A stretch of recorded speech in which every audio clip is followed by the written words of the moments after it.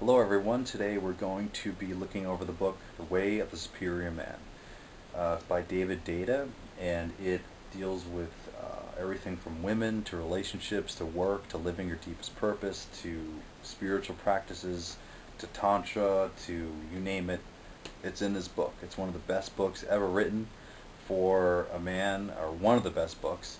Lots of women love this book too as well, because it really goes into how men think and how we act and why do we do the things we do. So I highly, highly recommend this book. It's one of my top 10 books of all time. And I'm going to start reading from chapter 1, and we're going to cover purpose today. Just going to read a few chapters and give some of my own point of view on the subjects. And so here we go. So chapter 1. Stop hoping for completion of anything in life. Most men make the error of thinking that one day it will be done. They think, if I can work enough, then one day I could rest. Or one day my woman will understand something. Then she will stop complaining. Or I'm only doing this now so that one day I can do what I really want with my life. The masculine error is to think that eventually things will be different in some fundamental way. They won't. It never ends. As long as life continues, the creative challenge is to tussle, play, and make love at the present moment while giving your unique gift. It's never going to be over, so stop waiting for the good stuff. As of now, spend a minimum of 1 hour a day doing what you are waiting to do until your finances are more secure, or until the children have grown and left home, or until you have finished your obligations and you feel free to do what you really want to do. Don't wait any longer. Don't believe in the myth of one day when everything will be different. Do what you love to do now, what you're waiting to do, what you have been born to do now. Spend at least 1 hour a day doing whatever you simply love to do, what you deeply feel you need to do in your heart, in spite of your daily duties that seem to constrain you. However, be forewarned, you may discover that you don't or can't do it, that in fact your fantasy of your future life is simply a fantasy. Most postponements are excuses for a lack of creative discipline. Limited money and family obligations have never stopped a man who really wanted to do something, although they provide excuses for a man who isn't really up to the creative challenge in the first place.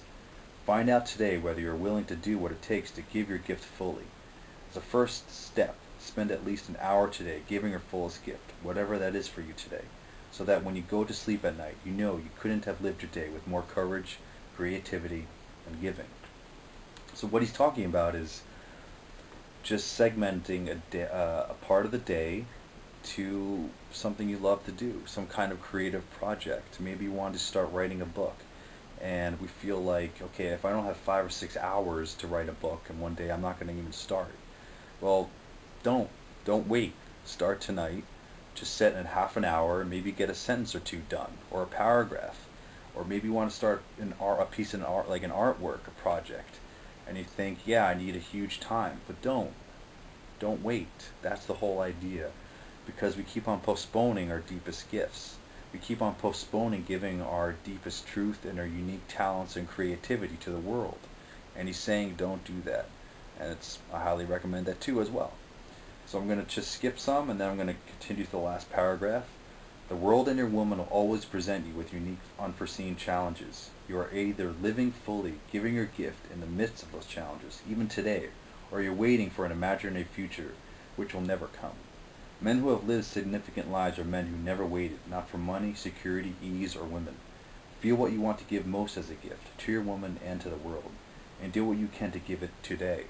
Every moment waited is a moment wasted, and each wasted moment degrades your clarity of purpose. Okay, so we're skipping now to chapter 12.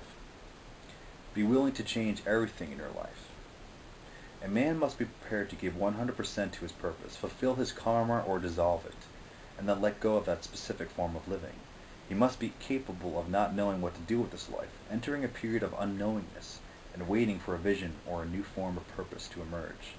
These cycles of strong specific action, followed by periods of not knowing what the hell is going on, are natural for a man, with shedding layers of karma in his relaxation into truth. As you open yourself to living at your edge, your deepest purpose will slowly begin to make itself known. In the meantime, you will experience layer after layer of purpose, each one getting closer and closer to fulfillment of your deepest purpose. It is as if your deepest purpose is the center of your being, and is surrounded by layers of concentric circles, each circle being a lesser purpose. Your life consists of penetrating each circle, from the outside towards the center. The outer purposes are often the purposes you have inherited or learned from your parents or your childhood experiences. Perhaps your father was a fireman, so you wanted to be a fireman, or in a reaction to him you decided to be an arsonist. In any case, the outer circles, the purposes you have often apply yourself to early in life, are most likely only distant approximations of your deepest purpose. So this happens to us all the time. Like in my 20s, I thought my purpose was such and such. And then when I'm 25, my purpose changed. And then as I matured into my 20s, late 20s, early 30s, mid 30s, my purpose gradually changed as I more matured, as I grew as a man. And that will happen. 10 years from now, my purpose is going to be different. It's peeling the layer of the onion, going deeper and deeper into who I really am. I'm going to continue now. If your deepest purpose is to meditate and realize God, you might find that before you can totally dedicate yourself to this practice, you must work your way through the concentric circles of playing with sexual partners, using drugs, getting married, raising children, developing a career, and finally, having dissolved your fascination and need to do all of that, getting down to the business of full-time meditation. As you dissolve each layer and move toward the center, you will more and more be living from your deepest purpose, and then your deepest heart purpose, whatever that is, in every moment. However, you probably are not living your deepest purpose yet. You probably need to burn off the karma or fulfill the need of the present purpose by which you are fascinated and distracted by. It is easy to feel disappointed by life. Success is never as fulfilling as you think it's going to be, but there is a reason for this. Successfully completing a lesser purpose doesn't feel very good for very long, because it is simply preparation for advancing toward a greater embodiment of your deeper purpose. Each purpose, each mission is meant to be fully lived to the point where it becomes empty, boring, and useless. Then it should be discarded. This is a sign of growth, but you may mistake it for a sign of failure. Now this happens a lot, where you feel like, oh, okay, this is my purpose, and then years go by, and then you're like, I really don't even want to do this anymore. Like, what the hell was that? And sometimes we think that this is failure, and a lot of times, you might be involved with a project or a company, and you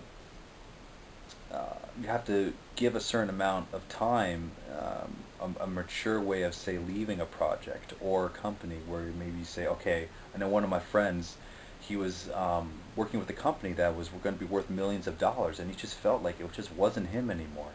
So he gave himself a 6-month exit strategy. So he didn't just pop up one morning and be like, okay, I don't want to do this anymore, and now I'm going to quit today. Yeah, maybe sometimes you could do that with certain jobs, but he felt that he couldn't, so he gave himself 6 months. So this can be a very mature way of handling certain situations which we need to get out of, and which we don't feel is our purpose anymore.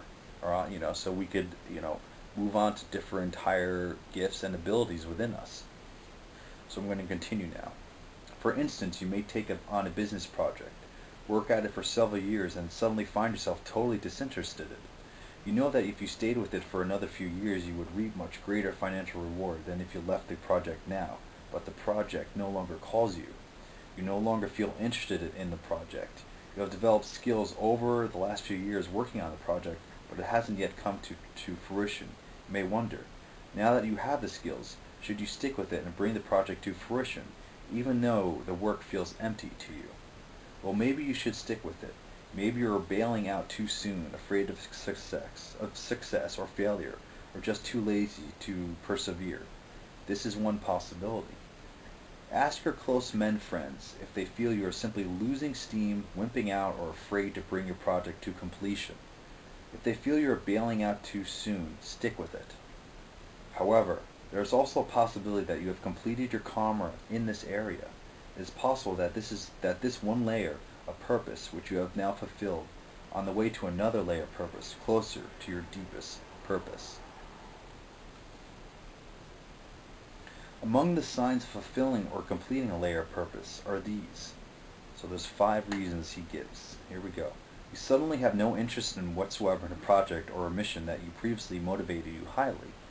Number 2, you feel surprisingly free of any regrets whatsoever for starting the project or for ending it. 3, even though you may not have the slightest idea of what you are going to do next, you feel clear, unconfused, and especially unburdened. Number 4, you feel an increase in energy as the prospect of ceasing your involvement with the project.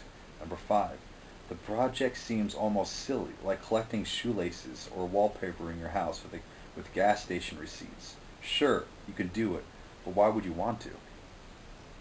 If you experience these signs, it's probably time to stop working on this project. You must end your involvement impeccably, however, making sure that there are no loose ends and that you do not burden anybody else's life by stopping your involvement. This is what I was talking about before, about giving maybe yourself weeks, months, to be able to impeccably come out of the project. This might take some time, but it's important that this layer of your purpose ends cleanly and not create any new karma or obligation that will burden you or others in the future. The next layer of your unfolding purpose may make itself clear immediately. More often, however, it does not. After completing one layer of purpose, you might not know what to do with your life. You know that the old project is over for you, but you are not sure of what to do next. At this point, you must wait for a vision. There is no way to rush this process. You may need to get an intermediate job to hold you over until the next layer of purpose makes itself clear. Or perhaps you have enough money to simply wait. But in any case, it is important to open yourself to a new vision of what is next. You stay open to a vision of your deepest purpose by not filling your time with distractions. Don't watch TV or play computer games. Don't go out drinking beer with your friends every night or start dating a bunch of women. Simply wait. You may wish to go on a retreat in a remote area and be by yourself. Whatever you decide to do, constantly keep yourself open and available to receiving a vision of what is next. It will come. When it comes, it usually won't be a detailed vision. You will probably have a sense of what direction to move in, but the practical steps might not make themselves clear. When the impulse begins to arise, act on it. Don't wait for the details. Learn by trial and error what it is you are here to do. So this happened to me recently as well. I was working on something for 3 to 5 years, and then I lost interest in it. It just didn't really move me. I wasn't fascinated. It didn't give me really a rush or excitement anymore, and I felt like it was time to move on. And this is one of the projects that I'm now moving on to. Making YouTube clips, doing my own personal YouTube clips. In the past, I was pretty much recording everyone else's work and their interviews and putting them up and working with them on their websites. But now it's kind of, I've graduated to where I'm going to be doing my own work, or I'm going to be discussing things on YouTube or interviews. So it's really important to just feel, if you've completed a project, what's your next move. And like David says, it's good to have quiet time, contemplation. I go on a lot of times for long walks and just really and reflect on, what am I going to do? What's my next move? What's my next choice? And really just go deep into myself, or even in silent meditations, just inquire within, just engage into your heart and your soul, and just feel deeply what is your next move. There are many different ways: going out in nature, going on retreats, a lot of times just driving in your car for long periods of time. You could just kind of contemplate, what's my next move? What do I really need to do with my life? So everyone, I hope you enjoyed the readings from The Way of the Superior Man. I'll probably be doing some more readings from this book or some other books that I really enjoy, and I hope it served you. And if you have any questions, just post them in the comment section and I'll get back to you. Thanks everyone. Good night.